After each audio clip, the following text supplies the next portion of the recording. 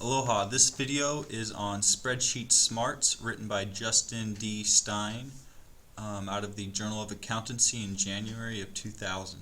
And this is presented by Doug Bischoff and Michael Corrado.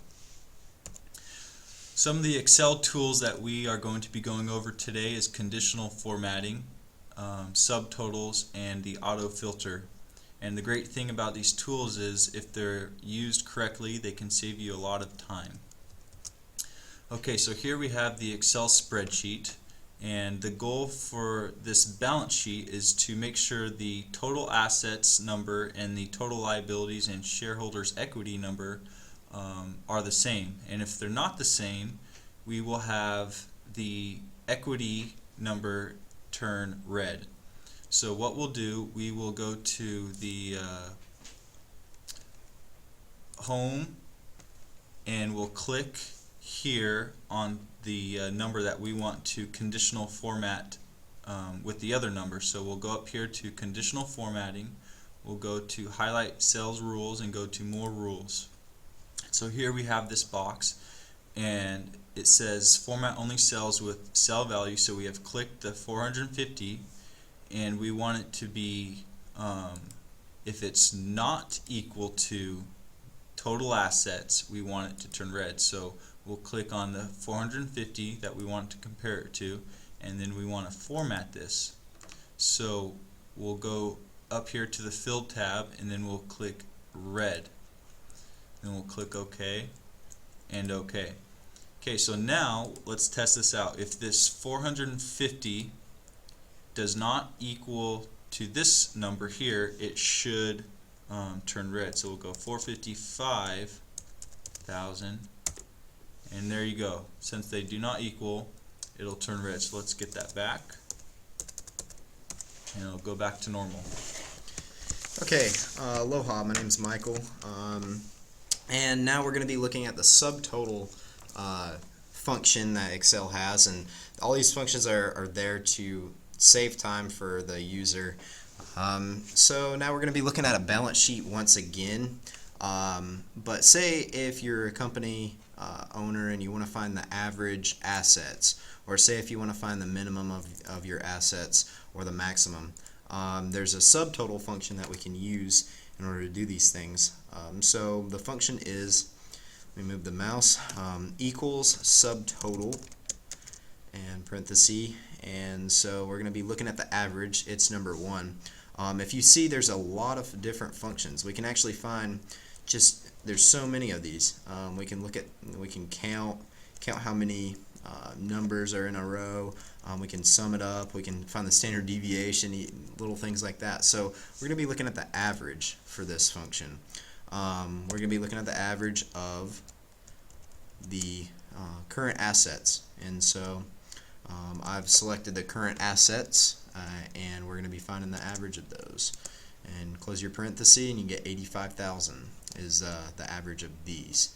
And so now say if we want to look at the subtotal for the minimum, it's 5 on this one. So I can either double click it or type in 5. So I'm just going to type in 5 for this one. I always find it easier to just type the number in. And we're gonna, once again, we're finding it for the current assets, and close off the parenthesis. We get 50,000. If we see there, the accounts receivable is 50,000. It's the minimum balance under your assets, and so we're going to be looking at the maximum same way. I'm just going to type in 4, and then we're going to take a look at the current assets once again. Close off the parenthesis. We have 100,000, which was our cash, and our prepaid expenses were also 100,000. So we get those 3 numbers. The neat thing about subtotaling, I've actually subtotaled the balance sheet. The subtotal of this, if you notice, the subtotal it sums up all the numbers, including the total current assets, but it leaves out the total current assets because it's also a subtotal. So say if you did just the sum of that same range, it would include the total assets, so you'd get a different total assets. So the neat thing about subtotal is it doesn't see it's 9 for a sum. It doesn't factor in your total current assets because it's already a subtotal.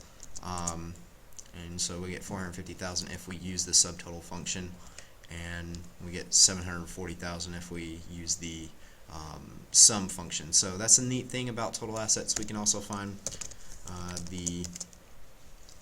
so if you want to find the average of these, all of these, so you get 75,000, and it doesn't include that total current assets because that's already a total function.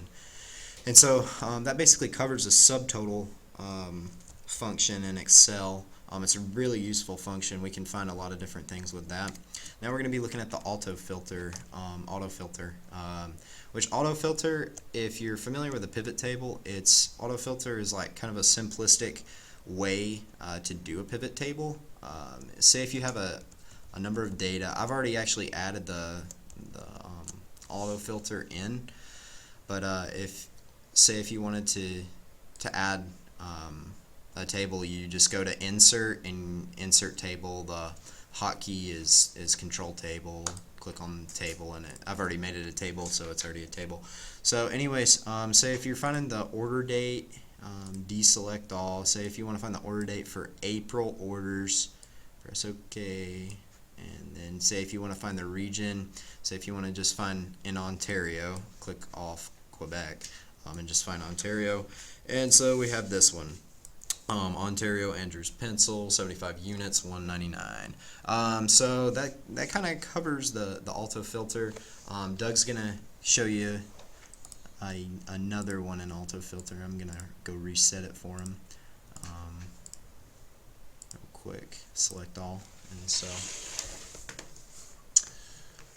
Okay, so let's just say we wanted just Alberta. So let's just click on Alberta. We'll click OK, and let's say we just wanted Mr. Thompson here.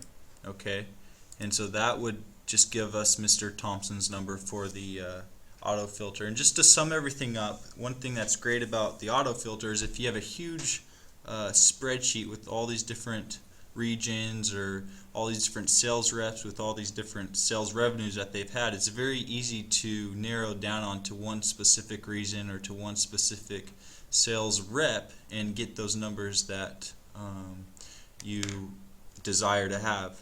And also, to sum up the subtotal, this is also a great subject to know because it really can save you a lot of time in regards to subtotaling.